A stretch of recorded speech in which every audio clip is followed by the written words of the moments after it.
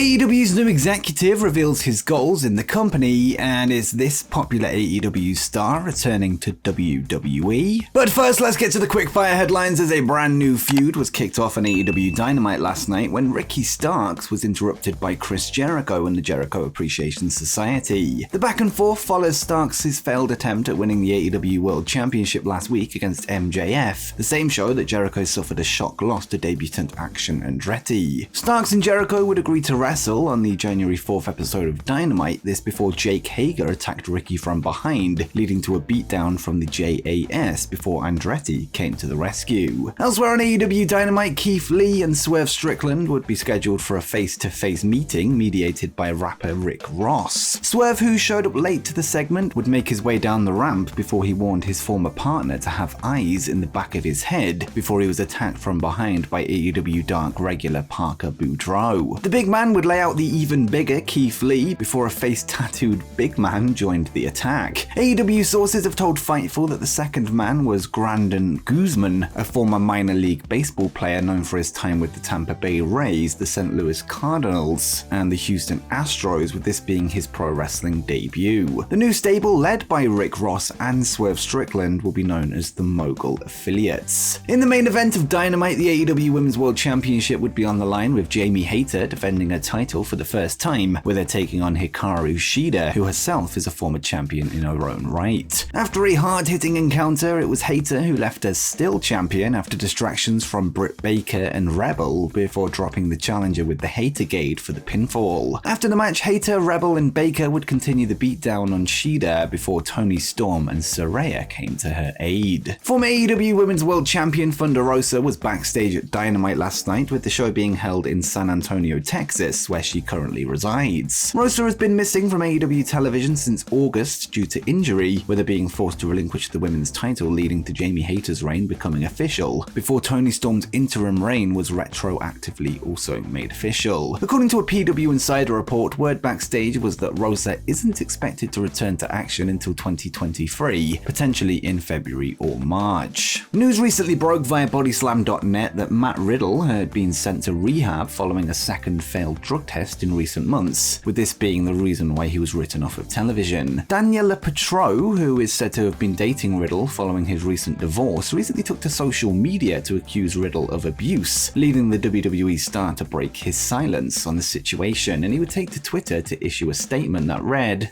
"I've been working a lot on myself lately and have been saying no and setting boundaries for the first time ever, and certain people aren't happy about it, but I couldn't be healthier or happier. Thank you for all the support." The Wrestling Collection would take to Twitter last night to reveal that WWE and Memphis Wrestling Hall of Famer Koko Beware is currently in hospital, although the reasons for this are still yet to be confirmed, and they would tweet, "WWE Hall of Fame inductee Koko Beware is currently hospitalized with unspecified medical issues at a facility in Mississippi. Join us as we keep Koko and his family in our prayers this holiday season. #pray for Koko." We of course join Wrestling Collection in wishing Koko a speedy recovery from whatever medical issues he's currently dealing with. Sasha Banks is reportedly set to make her New Japan Pro Wrestling debut in January at the Wrestle Kingdom 17 event, and she's now touched down in Japan. According to PW Insider, Banks, real name Mercedes Varnado, arrived in Japan today ahead of the show, with the news following a tweet earlier in the week from influencer agency Gush Cloud reaching out to Japanese brands over possible collaborations while she's across the Pacific Ocean.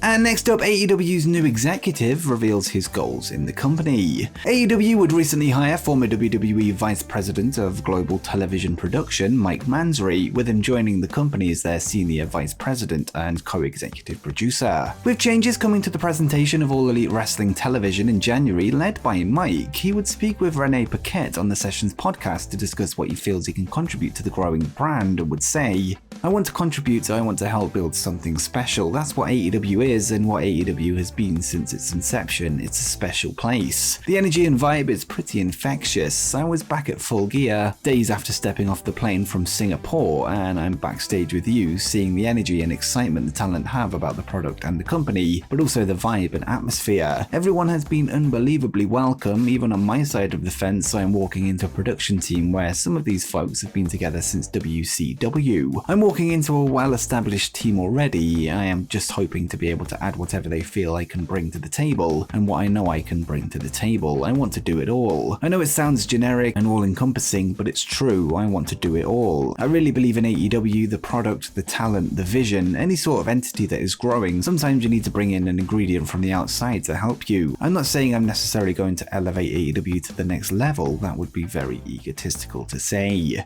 In January, AEW will introduce a new set and presumably new graphics, intro, and likely more, bringing a fresh look to the now familiar and arguably stale presentation that has been largely similar since the birth of Dynamite in 2019. How far the changes will go remains to be seen, although it's only a matter of weeks until we find out.